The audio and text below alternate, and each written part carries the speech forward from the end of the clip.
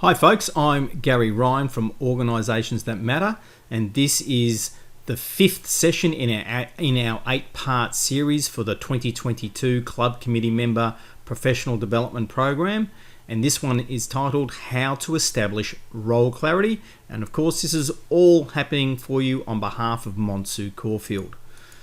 Once again, I'm Gary Ryan, the founder and director of Organisations That Matter. If you ever see me around campus, please reach out and say g'day. And of course, feel free to join me and connect with me on LinkedIn. And I'd love to join your network on that social media platform for professionals. I am also the author of the #1 bestseller on Amazon Kindle, Disruption Leadership Matters, Lessons for Leaders from the Pandemic. You get $5 off plus an upgrade to Express Post if you choose to purchase it through visiting disruptionleadershipmatters.com and using the coupon code MONSU. If you would like to access it through Kindle, Amazon, Audible, or any other good online bookstores or audio bookstores, feel free to do so. Just understand that that coupon won't work there because I don't control those marketplaces, but I do control my own shop at disruptionleadershipmatters.com. So hopefully you'll check that out. I'd love to get your feedback. This is a range of the organisations that we work with, and of course Monsu Caulfield is a key client that we're working with on their behalf for you as we speak. The focus of this session is to do this brief welcome and introduction to just provide you with a 2-step process that will provide you with clarity for your role, and if you're leading others, if you're a president or vice president, enable you to help them get clear about their roles. And the more that the members of your committee and the members of the subcommittees that form from your committee are clear about their roles, the more you're able to be successful with the events and activities you put on for your members. And ultimately, everything that you do is about your members. So you learn how to use this process to quickly establish role clarity for yourself and your peers. And this is part of smart hard work that we've mentioned in one of the other sessions. So role clarity for committee members. You'll find that this is a nice, short and sharp session, by the way, folks, because it's really only just drilling down and focusing on these two aspects. You'd be amazed at how often people really aren't clear what their role is. Now, we've done the session on creative tension, and so there's a bit of utilizing that thinking to help us get role clarity. And if you ever read my book, Disruption Leadership Matters, Lessons for Leaders from the Pandemic, you'll see in chapter 2 where we talk about mental models, and we've learned about mental models in the self-talk session here in this program, that clarity is queen. It's really important that we understand how valuable clarity is. And often when there's confusion or things aren't happening the way you thought they were going to happen, it's due to a lack of clarity. So it's important that we establish it as much as we possibly can for people. And it doesn't have to be very technical. This is the beauty of what I'm going to teach you.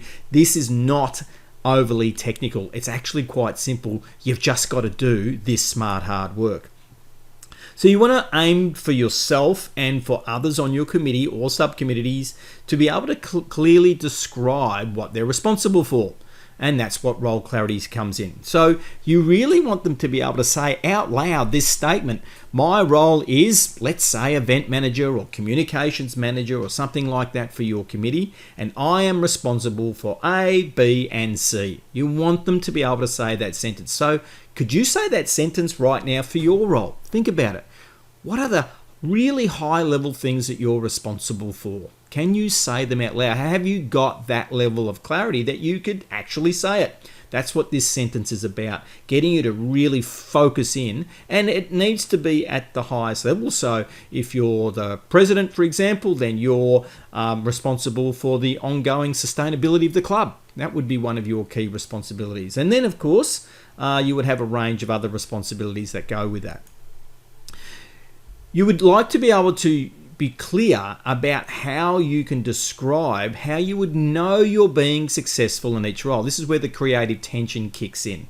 So that's the top of the elastic band, you might remember from that session. So we aim for people to know, well, how would I know that I'm being successful in these aspects of my role that I'm responsible for? So if I'm responsible for A, well, how do I know I'm being successful with A? And again, we want people to be able to say that out loud. So if it's for events, it might be, well, we will have successfully held a minimum of 3 events. Now, I say the word minimum because that might be a baseline against what you did last year and you're hoping for growth, but you don't want to create some arbitrary percentage increase on last year. A lot of people do that. Maybe that's useful, maybe it's not.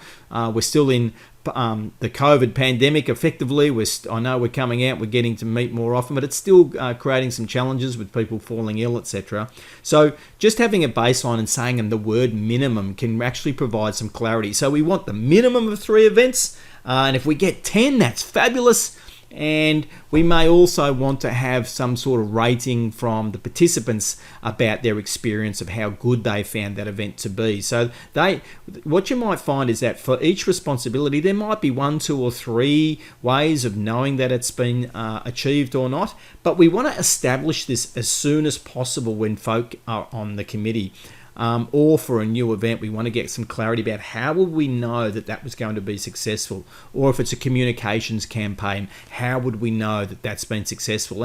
And again, you can use the phrase minimum to help you with some minimum standards that you would expect to achieve.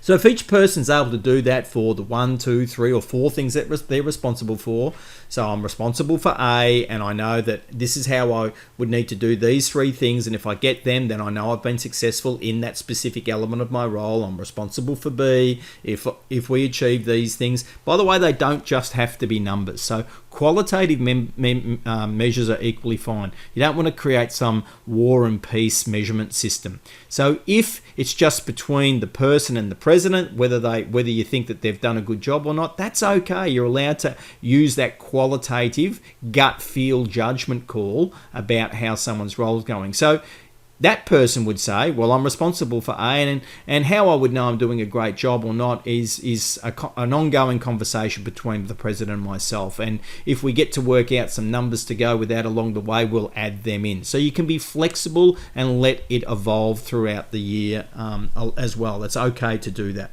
Again, you don't want to go create some measurement system. This is not about creating a measurement system. It's about creating great experiences for your club members. So it would look like this. How I would know I'm doing a great job is, for responsibility A, I would insert achievement. Now maybe there's more. For responsibility B, I would insert achievement, and for responsibility C, I would insert achievement. Again, there might be multiple types of achievements that you would have, which can be quantitative, which is numbers, or qualitative, which is just talking and people's thoughts that they're saying out loud about their experiences without any measurement necessarily behind it. It's actually okay. Qualitative measures are okay, folks. Okay? So once again, this is Gary Ryan from Organisations That Matter.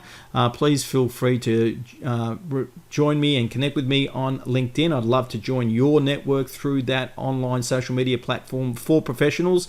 And you are professionals early in your careers, even though you haven't graduated yet, but the work you're doing in your clubs is just fabulous and an absolute dream in terms of helping you further your careers once you get started in the next year or 2. So once again, I look forward to working with the next session, and I look forward to having you on board for the next video in this series. We'll see you then. Bye.